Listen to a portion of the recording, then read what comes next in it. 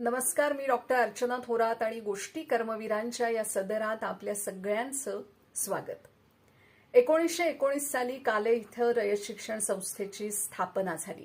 1924 साली संस्था साताऱ्यामध्ये स्थलांतरित झाली. सातारचे कलेक्टर हमीद अली यांचं कर्मवीरांच्या कार्याकडे विशेष लक्ष होतं. वसतिगृहाच्या माध्यमातून सर्व जाती धर्मातील विद्यार्थ्यांसाठी शैक्षणिक सोय करणाऱ्या कर्मवीर अण्णांबद्दल हमीद अली यांच्या मनामध्ये प्रेम होतं आणि म्हणूनच हमीद अली यांनी 1935 साली कर्मवीर अण्णांसमोर एक प्रस्ताव ठेवला.